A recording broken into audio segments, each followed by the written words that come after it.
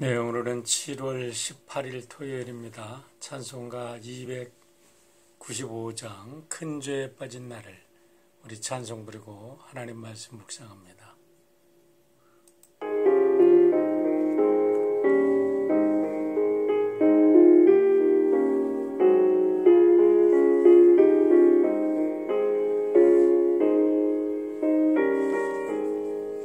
큰 죄에 빠진 나를 주 예수 건지사 그 넓은 품에 다시 품으신 은혜는 저 바다보다 깊고 저 하늘보다 높다. 그 사랑 영원토록 나 찬송하리라. 날로도 귀하다 날로도 귀하다. 한이 없이 넓은 우리 주의 사랑 날로도 귀하다. 옛날에 유대 땅에 주 예수 다닐 때 그 은혜 받으려고 큰 무리 모였네. 눈먼 자 병든 자를 다 고쳐주셨으니 나 같은 죄인까지 은혜 받도다. 날로도 귀하다 날로도 귀하다. 한이 없이 넓은 우리 주의 사랑 날로도 귀하다.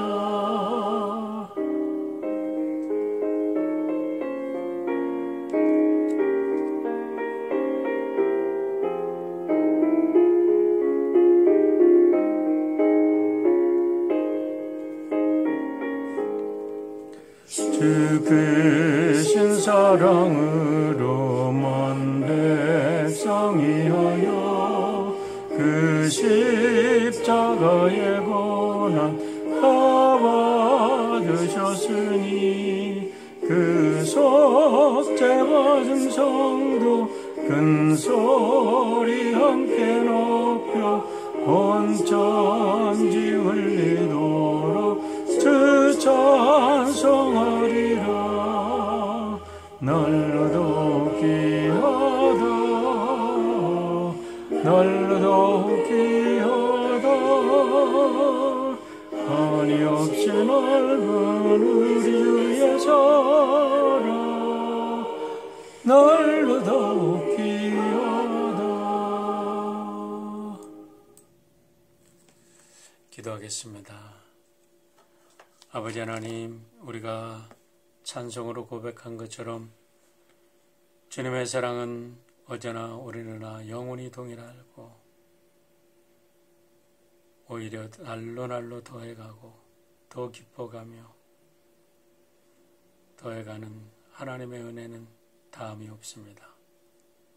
그 은혜를 받고 살아가면서도 저속간에 우리들의 마음은 흔들리고 또 사탄의 유혹에 빠져 넘어집니다.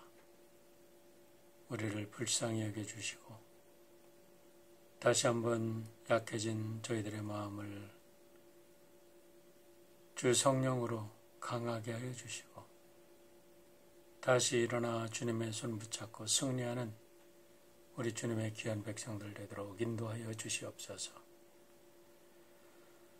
40년 광야를 살아가면서도 끝없이 하나님의 인자심과 자비하심을 받고 가나안을 정복한 이야기를 수없이 들었으면서도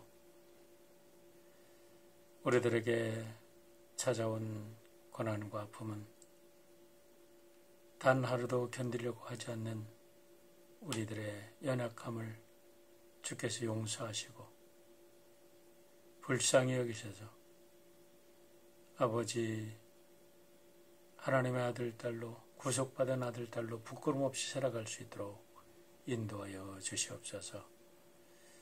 오늘도 말씀을 통해서 우리를 깨우쳐 주시고 말씀 안에서 승리하는 주의 거룩한 백성 되기를 원합니다. 주님의 은혜를 구하며 우리 주 예수 그리스도의 이름으로 기도하였사옵나이다. 아멘. 오늘 역대상 20장과 21장 우리 함께 읽겠습니다. 다윗의 라빠 점령. 그 다음해 봄에 왕들이 출전하는 때가 되자 요압이 병력을 이끌고 나가서 암몬 사람의 땅을 무찌르고 더 가서 라빠를 포위하였다. 그러나 다윗은 예루살렘에 머물러 있었다. 요압이 라빠를 쳐서 함락시켰다. 다윗이 암몬 왕의 머리에서 금관을 벗겨왔는데 달아보니 그 무게가 금 1달란트나 나갔고 금관에는 보석이 박혀 있었다. 다윗은 그 금관을 가져다가 자기가 썼다. 다윗은 그 도성에서 아주 많은 전리품을 약탈하였으며 그 도성에 사는 백성도 끌어다가 톱질과 곡괭이질과 도끼질을 시켰다. 다윗은 암몬 사람의 모든 성읍에 이와 똑같이 한 뒤에 모든 군인을 거느리고 예루살렘으로 돌아왔다. 블레셋 거인과 싸우다. 그 뒤에 게셀에서 블레셋 사람과 전쟁이 벌어졌다. 그때 후사 사람 십부게가 거인족의 자손 10배를 쳐 죽이자 블레셋 사람이 항복하였다. 또 블레셋 사람과 전쟁이 벌어졌다. 야일의 아들 에라난이 가드 사람 골리앗의 아우 라우미를 죽였는데 라우미의 창자로는 배틀 앞다리같이 굵었다. 또 가드에서 전쟁이 벌어졌을 때 거인이 하나 나타났는데 그는 손가락 발가락이 각각 6개씩 모두 24이었다. 이 사람도 거인족의 자손 가운데 하나이다. 그가 이스라엘을 조롱함으로 다윗의 형 시므아의 아들 요나단이 그를 쳐 죽였다. 이들은 모두 가드에서 태어난 거인족의 자손인데 다윗과 그 부하들에게 모두 죽었다.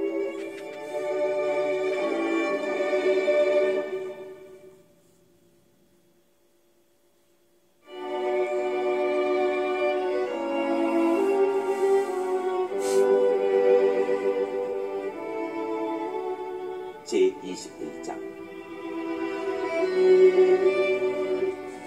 다윗의 인구조사. 사탄이 이스라엘을 치려고 일어나서 다윗을 부추겨 이스라엘의 인구를 조사하게 하였다. 그래서 다윗은 요압과 군 사령관들에게 지시하였다. 어서 부엘세바에서부터 단에 이르기까지 이스라엘의 인구를 조사하여 그들의 수를 나에게 알려주시오. 그러자 요압이 말하였다. 주님께서 그의 백성을 지금보다 100배나 더 불어나게 하여 주시기를 원합니다. 높으신 임금님, 백성 모두가 다 임금님의 종들이 아닙니까? 그런데 어찌하여 임금님께서 이런 일을 명하십니까? 어찌하여 임금님께서는 이스라엘을 벌받게 하시려고 하십니까? 그러나 요압은 더 이상 왕을 설득시킬 수 없었으므로 물러나와서 온 이스라엘을 두루 돌아다닌 다음에 예루살렘으로 돌아왔다. 요압이 다윗에게 백성의 수를 보고하였다. 칼을 빼서 다룰 수 있는 사람이 온 이스라엘에는 110만이 있고 유다에는 47만이 있었다. 그러나 요압은 왕의 명령을 못마땅하게 여겨 레위와 베냐민은 이 조사에 포함시키지 않았다. 하나님께서 이 일을 악하게 보시고 이스라엘을 치셨다. 그래서 다윗이 하나님께 자백하였다. 내가 이런 일을 하여 큰 죄를 지었습니다. 그러나 이제 이 종의 죄를 용서해 주시기를 빕니다. 참으로 내가 너무나도 어리석은 일을 하였습니다. 주님께서 다윗의 선견자 갓에게 말씀하셨다. 너는 다윗에게 가서 전하여라. 나 주가 말한다. 내가 너에게 3가지를 제안하겠으니 너는 그 가운데서 하나를 택하여라. 그러면 내가 너에게 그대로 처리하겠다. 다시 다윗에게 가서 말하였다. 주님께서 말씀하십니다. 너는 선택하여라. 3년 동안 기근이 들게 할 것인지 원수의 칼을 피하여 석 달 동안 쫓겨다닐 것인지 아니면 주님의 칼, 곧 전염병이 사흘 동안 이 땅에 퍼지게 하여 주님의 천사가 이스라엘 온 지역을 멸하게 할 것인지를 선택하여라. 이제 임금님께서는 나를 임금님께 보내신 분에게 내가 무엇이라고 보고하면 좋을지 결정하여 주십시오. 그러자 다윗이 갓에게 대답하였다. 괴롭기 그지없습니다. 그래도 주님은 자비가 많은 분이시니 차라리 내가 그의 손에 벌을 받겠습니다. 사람의 손에 벌을 받고 싶지는 않습니다. 그리하여 주님께서 이스라엘에 전염병을 내리시니 이스라엘 사람이 7만 명이나 쓰러졌다. 하나님께서는 예루살렘을 멸망시키려고 천사를 보내셨다. 그러나 주님께서는 천사가 예루살렘을 멸망시키는 것을 보시고서 재앙 내리신 것을 뉘우치시고 사정없이 죽이고 있는 그 천사에게 그만하면 됐다. 이제 너의 손을 거두어라 하고 명하셨다. 그때에 주님의 천사는 여부스 사람 오르난의 타작마당 곁에 서 있었다. 다윗이 눈을 들어보니 주님의 천사가 하늘과 땅 사이에 서서 칼을 빼어 손에 들고 예루살렘을 겨누고 있었다. 그래서 다윗은 장로들과 함께 굵은 베옷을 입고 얼굴을 땅에 대고 엎드렸다. 그때에 다윗이 하나님께 아뢰었다. 이 백성의 인구를 조사하도록 지시한 사람은 바로 내가 아닙니까? 바로 내가 죄를 짓고 이런 엄청난 악을 저지른 사람입니다. 백성은 양떼일 뿐입니다. 그들에게야 무슨 잘못이 있습니까? 주 나의 하나님, 나와 내 집안을 치시고 제발 주님의 백성에게서는 전염병을 거두어 주십시오. 주님의 천사가 갓을 시켜 다윗에게 이르기를 여부스 사람 오르난의 타작마당으로 올라가서 주님의 제단을 쌓아야 한다고 하였다. 다윗은 다시 주님의 이름으로 명령한 말씀을 따라서 그곳으로 올라갔다. 그때에 오르난은 밀을 타작하고 있었다. 오르난은 뒤로 돌이키다가 천사를 보고 그의 네 아들과 함께 숨었다. 그러나 다윗이 오르난에게 다가가자 오르난이 바라보고 있다가 다윗인 것을 알아보고 타작마당에서 나와 얼굴을 땅에 대고 다윗에게 절하였다. 다윗이 오르난에게 말하였다. 이 타작마당을 나에게 파시오. 충분한 값을 지불하겠소. 내가 주님의 제단을 여기에 쌓으려 하오. 그러면 전염병이 백성에게서 그칠 것이오. 오르난이 다윗에게 말하였다. 임금님, 그냥 가지십시오. 높으신 임금님께서 좋게 여기시는 대로 하십시오. 보십시오. 제가 손은 번제물로, 타작기구는 땔감으로, 밀은 소제물로 모두 드리겠습니다. 그러나 다윗 왕은 오르난에게 말하였다. 그렇게 해서는 안 돼요. 내가 반드시 충분한 값을 내고 사겠소. 그리고 주님께 드릴 것인데 내가 값을 내지도 않고 그대의 물건을 그냥 가져가는 일은 하지 않겠소. 또 거저 얻은 것으로 번제를 드리지도 않겠소. 그래서 다윗은 그 탑값으로 금 600세겔을 오르난에게 주고 거기에서 주님께 제단을 쌓아 번제와 화목제를 드리고 주님께 하려었다. 그러자 주님께서는 하늘로부터 불을 번제단 위에 내려서 응답하셨다. 그리고 주님께서 천사에게 명하셔서 그의 칼을 칼집에 꽂게 하셨다. 그때 다윗은 주님께서 여부스 사람 오르난의 타작마당에서 그에게 응답하여 주심을 보고 거기에서 제사를 드렸다. 그때에 모세가 광야에서 만든 주님의 성막과 번제단이 기본 산당에 있었으나 다윗은 주님의 천사의 칼이 무서워 그 앞으로 가서 하나님께 예배를 드릴 수 없었다.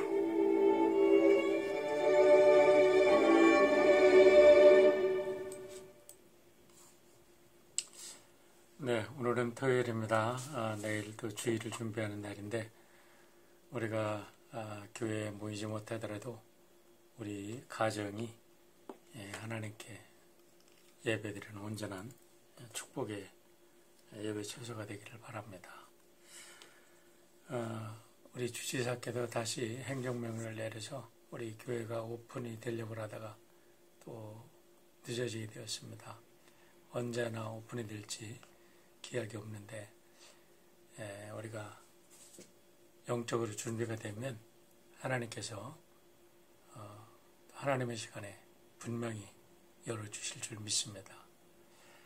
오늘 역대기 20장과 21장을 우리 묵상하는데요. 역대상 20장은 다윗의 정복 사업에 대한 기록의 결말 부분입니다. 근데 사무엘사하고 비교해 보면 에스라는 역사적인 사실을 아주 과감하게 생략하고 있는 것을 보게 됩니다. 긍정적으로 평가한다고 하면 포로에서 돌아온 이스라엘 사람들을 위로하려는 뜻에서 다윗의 실패라든가 다윗 왕가의 부정적인 이야기는 다 빼고 그들을 위로만 하려고 했다라고 평가를 해볼 수가 있고요. 부정적으로 평가를 한다 그러면 자신의 목적을 위해서 너무나 역사를 왜곡했다고 볼 수도 있는 것입니다. 어쨌든 역사라는 것은 역사가의 해석이지만 자신이 지향하는 바를 위해서 너무나 역사를 왜곡한다면 그 역사적인 가치가 제대로 인정받을 수 없다라는 생각을 합니다. 하지만 사무엘서가 있기 때문에 다윗 왕조의 역사를 보다 객관적인 눈으로 평가할 수 있고, 또 에스라가 쓴 역대기는 역대기 나름대로 분명히 포로민들에게 주는 메시지가 있기 때문에 우리는 오늘 말씀을 통해서 우리에게 들려주는 하나님의 메시지를 들어보고자 합니다. 이 두 사무엘서하고 역대기를 이렇게 비교해 보면요, 그 정복 전쟁이 막 시작이 되고 암몬을 무너뜨릴 때에 다윗은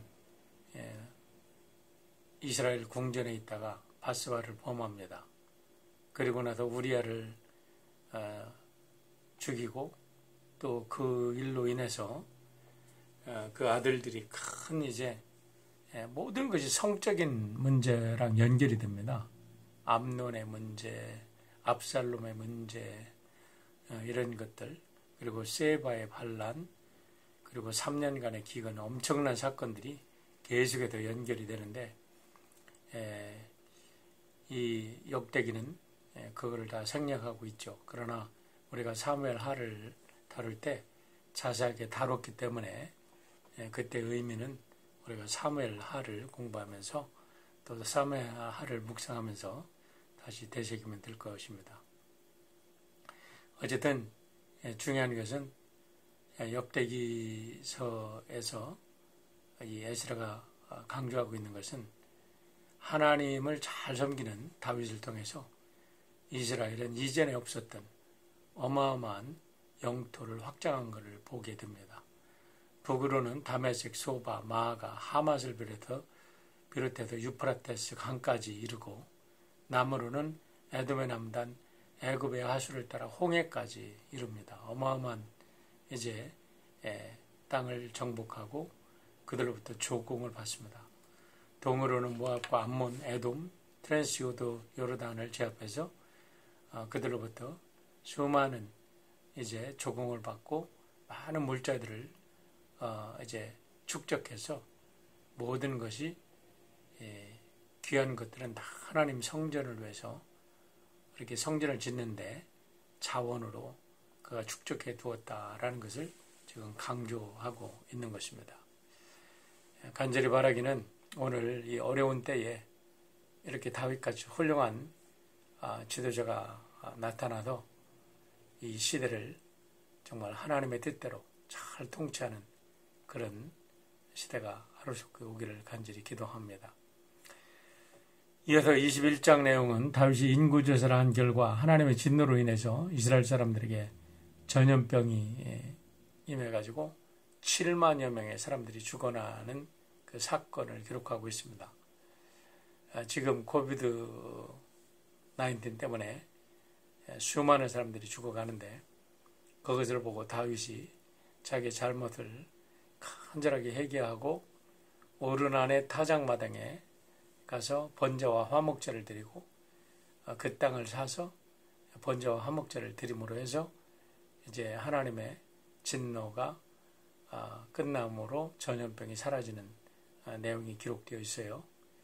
오늘 내용을 보면서 오늘 혹시 이런 코비드 사건을 통해서 우리 세상을 다스리는 정치 지도자들이 또 종교 지도자들이 정말 하나님 앞에 나와서 자기들의 죄를 자복하고 깨닫고 다시 하나님 앞에 온전한 예배를 드림으로 하루속히 이 코비드가 이제 잠잠해지고 모든 사람의 삶이 회복되어지기를 기도해 봅니다. 그런데 역대기 기자가 지금 여기에서 강조하고 있는 건요, 지금 다윗이 자기가 잘못한 것을 발견했을 때 바로 회개를 하고 이 오르난의 타작마당을 사서 하나님께 번제와 화목제를 드리고 하나님과 화해를 이루므로 그것이 솔로몬 성전의 터가 되는 것을 강조하고 있습니다. 1절에 보면 다윗이 사단의 유혹을 이기지 못해서 인구조사를 했다고 기록합니다. 인구조사를 한 것이 뭐 그리 큰 문제가 되겠느냐라고 우리가 생각할 수 있지만 중요한 것은 다윗이 사탄의 유혹에 의해서 인구조사를 했다는 겁니다. 이 사건은 이 세상 모든 사람들은 자기 자신을 남보다 높이려는 이 죄성을 가지고 있는 것을 잘 보여주고 있는 사건인데요. 창세기 3장 5절에 보면 이런 말씀이 있습니다. 너희가 그것을 먹는 날에는 너희의 눈이 밝아져서 하나님과 같이 되어 선악을 알 줄 하나님이 아심이니라 라고 말합니다. 여러분, 인간의 원죄를 말하는데요. 인간의 원죄가 뭡니까? 하나님과 같이 되려는 욕망이라는 겁니다. 아담과 하와의 마음속에 하나님과 같이 되어서 선악을 판단하고 알려고 하는 그런 욕망이 있었기 때문에 선악과를 따먹었다라고 성경이 이야기를 하는데 이것이 바로 인간이 가지고 있는 죄성을 상징적으로 말씀하는 거지요. 이 욕망을, 이 원죄를 인간이 가진 죄의 경향성이라고 부르는데 이 영어로 경향성이라는 단어를 보면 참 재미가 있습니다. 영어로 보면 disposition이라는 단어예요. dis는 부정어죠. 부정 접두어고 position은 우리가 위치를 나타냅니다. 우리가 서 있는 자리. 우리 스포츠맨들이 어디 포지션을 잘 취해라 이런 얘기 하니까 포지션이라는 단어 쉬운 단어죠. 그런데 disposition이라는 거예요. 잘못된 자리에 서 있는 거죠. 인간이 인간의 자리를 떠나서 하나님 자리에 서려고 하는 그 욕망이 바로 무서운 원죄라는 것을 우리들에게 알려주고 있는 것입니다. 이 원죄라는 것은 이 디스포지션, 경향성, 죄의 경향성은 어디나 드러나고 있는데요. 사람들이 자기 자신을 드러내기 위해서 좋은 일을 해서 자기 자신을 드러내기를 원하기도 하고 또 그렇지 못할 경우 이웃을 시기하고 질투하는 악한 일 속에서도 결국은 자기 자신을 드러내려는 욕망이 채워지지 않음으로 해서 드러난 죄인 것을 우리가 알게 됩니다. 다윗의 문제는 다윗 한 사람만의 문제가 아니라 사실은 오늘 우리들의 한 사람 한 사람 우리 모두의 문제인 것을 보여주고 있습니다. 그것은 과거 어느 때 어느 한 사람의 문제가 아니라 오늘을 살아가고 있는 우리 모두의 문제이고 우리가 살아가고 있는 동안에 영원히 뽑아낼 수 없는 매 순간순간의 문제인 것을 알게 됩니다. 때문에 우리가 날마다 성령 충만을 받지 않으면 결코 주님의 일을 할 수가 없습니다. 성령 충만 받지 않고 주님의 일을 하려고 하면 결국 나의 악한 디스포지션, 나를 드러내려고 하는 악한 욕망이 그 속에 도사리가 있고 그것이 채워지지 않을 때 우리는 하나님을 무서워할지 모르고 무서운 악을 저지르는 일을 하게 되는 거지요. 다윗이 주변의 왕국을 정복하고 그로부터 조경을 받는 위치에 서자 다윗은 자기도 모르게 자신이 세운 왕국이 얼마나 위대한 것인가 아마 이것을 온 천하에 드러내고 싶었던 것 같습니다. 인간적으로 보면 전혀 문제가 되지 않는 일이지만 하나님의 은혜로 살아가는 사람들에게는 하나님보다는 나를 내세우려고 하는 치명적인 사탄의 올가미에 빠져들고 많은 죄인 것을 알게 됩니다. 인구조사가 그래도 막 이 요압 장군이 이래서는 안 된다고 말을 함에도 듣지 않고 인구조사를 한 후에 하나님께서 이스라엘을 쳤다고 하는데 어떻게 치신지는 모르겠습니다. 그때서야 비로소 다윗이 깨닫고 하나님 앞에도 잘못을 깨닫고 크게 이제 죄를 뉘우칩니다. 중요한 것은 지도자가 작은 잘못이든지 큰 잘못이든지 자기가 죄를 저질렀을 때 빨리 깨닫고 회개하는 것이 중요합니다. 오늘 본문에서 우리가 다윗을 통해서 배울 수 있는 것은 자기의 죄악을 깨달았을 때 빨리 회개하고 돌이켰다는 거지요. 하지만 우리가 죄를 졌을 때 오늘 본문이 우리들에게 보여주고 있는 것은 반드시 죄값을 치러야 된다는 것입니다.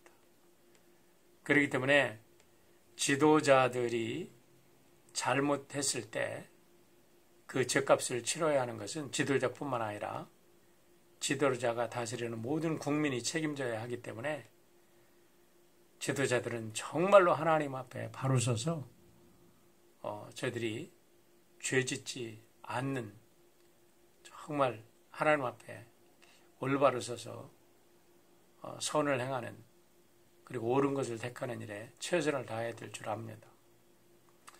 다윗에게는 세 가지 죄를 해결할 수 있는 세 가지 옵션이 주어집니다. 하나는 3년 기근을 택할 것이냐, 아니면 석 달 동안 원수의 칼을 피하여 쫓겨다닐 것인가, 또 하나는 3일 동안 전염병이 이스라엘 전역에 도는 것을 택할 것인가. 이렇게 세 가지 옵션이 주어집니다. 그런데 3년, 석 달, 3일 시간적으로 볼 때는 엄청난 차이가 납니다. 하지만 시간적으로 엄청난 차이가 난다고 했을 때 이것이 짧은 것을 택한다고 우리가 쉽게 지나갈 것이라고 생각한다면 큰 오산이죠. 그런데만 하나님께서 어떻게 이 세 가지 중에 한 가지를 택하라고 했겠습니까?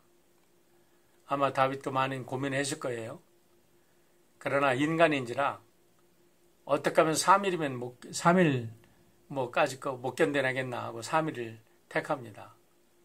하지만은요, 그 3일짜리 이 옵션을 택했을 때 놀랍게도 이스라엘에는 그 3일 동안에 7만 명이라는 어마어마한 사람들이 죽어나가는 그런 고통을 겪게 되고 맙니다. 지도자 한 사람의 잘못된 선택이 얼마나 큰 아픔과 고통을 가져오는지 우리가 절대로 관가해서는 안 될 것입니다. 수많은 사람들이 죽어나가자 다윗이 너무나 놀라서 회개의 기도를 합니다. 17절로 18절입니다. 그때 다윗이 하나님께 아뢰었다. 이 백성의 인구를 조사하도록 지시한 사람은 바로 내가 아닙니까? 바로 내가 죄를 짓고 이런 엄청난 악을 저지른 사람입니다. 백성은 양떼일 뿐입니다. 그들에게야 무슨 잘못이 있습니까? 주 나의 하나님, 나와 내 집안을 치시고 제발 주님의 백성에게는 전염병을 거두어 주십시오. 이렇게 기도했을 때 주님의 천사가 선지자 갓을 시켜서 다윗에게 이릅니다. 여부스 사람 오르난의 타작마당으로 올라가서 주님의 제단을 쌓아야 한다. 그렇게 얘기합니다. 그래서 다윗이 부랴부랴 여부스 사람 오르난이 타작을 하고 있는 추수 곡물을 타작하고 있는 곳을 방문해서 이제 그곳에서 제사를 드리겠다고 그곳을 팔라고 이야기를 합니다. 그러니까 오르난이 다윗인 것을 알고 왕이시여, 제가 어떻게 왕에게 이 땅을 팔겠습니까? 그냥 거저 가져가십시오. 왕의 마음대로 쓰십시오. 그렇게 했을 때 다윗이 이야기를 합니다. 어떻게 하나님께 내가 예배를 드리는데 남에게 거저 뺏어서 예배를 드릴 수 있냐? 내가 정당한 값을 치르고 내가 예배를 드리겠다 하면서 무료로 주겠다고 하는데 다윗은 오르나에게 값을 계산하다 정당하게 치릅니다. 그런데 사무엘하 24장 24절하고 비교해보면 너무나 큰 차이가 납니다. 사무엘하에서는 은 50세겔을 주고 샀다 그러는데 지금 여기에 보면 금 600세겔을 줬다 그래요. 그래도 이 성서학자들이 어떻게 해석을 하냐면 아마도 다윗이 이 오르난의 타작마당이 있는 모리아산 전체를 샀다 이렇게 해석을 하고 있습니다. 여기서 중요한 것은 바로 이 오르난의 타작마당이 역대하 3장 1절을 보면 솔로몬이 그곳에 하나님의 성전을 짓는 성전의 터가 되고 바로 이곳이 전통적으로 보면 아브라함이 이삭을 드렸던 모리아산의 제단이라고 이스라엘 역사 속에 흘러내려오고 있는 거지요. 놀랍게도 하나님께서는 다윗이 자기의 모든 죄를 이렇게 고백했을 때, 회개했을 때 하나님께서는 이제 이스라엘 역사 속에 영원히 기념될 그 오르난의 타작마당을 구입하게 하시고 그곳에서 번제와 화목제를 드리는 것을 받으시고 하늘에서 불을 내리셔가지고 다윗과 화해를 일으킬 뿐만 아니라 이스라엘과 화해를 이루어 주십니다. 그래서 그 화해를 통해서 솔로몬이 그 화해 장소에 하나님의 성전을 짓고 그 하나님의 성전은 오늘까지 이스라엘 역사를 이스라엘의 정신을 지켜가는 거룩한 장소가 된 것을 우리가 볼 수가 있습니다.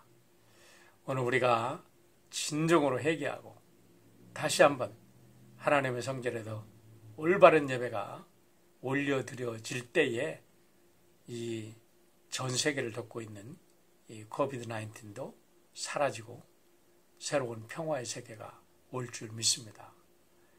우리가 정말 기도할 것은 하나님과의 화해가 온전히 이루어질 때 하나님께서 우리의 죄악을 우리가 회개하고 하나님께 통해 자복하고 정말 코비드 앞에서 코비드가 사라지기만을 우리가 구할 게 아니라 하나님 앞에 먼저 우리의 죄를 회개하고 기도할 때 하나님께서 우리의 예배를 성령의 불로 받으시고 우리와 화해를 이루셔서 우리들의 화해가 이 땅에 평화를 가져오는 거룩한 하나님의 새로운 세계를 펼쳐가는 역사가 되기를 간절히 간구를 합니다.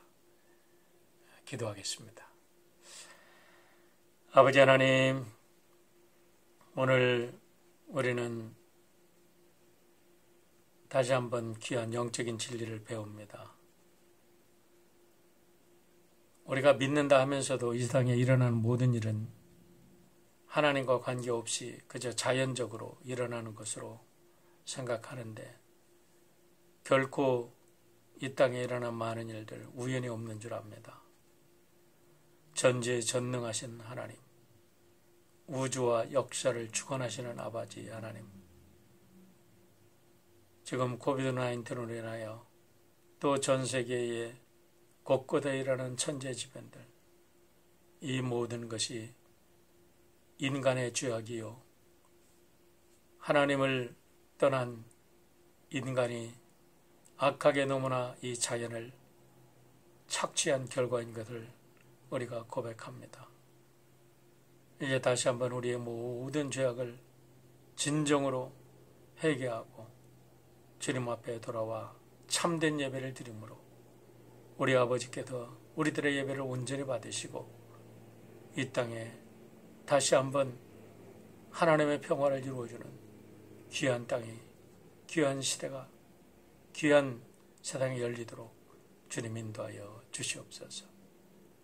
오늘 토요일입니다. 어디에 있든지 우리가 주일 예배를 정성껏 준비하게 하시고 진정으로 신령과 진리 안에서 성령 안에서 예배드림으로 우리 삶 속에 하나님의 평화가 임하는 귀한 날이 될 수 있도록 역사하여 주시옵소서. 감사드리며 예수님의 이름으로 기도하옵나이다. 아멘. 복된 주일을 준비하는 날이 되기를 바랍니다.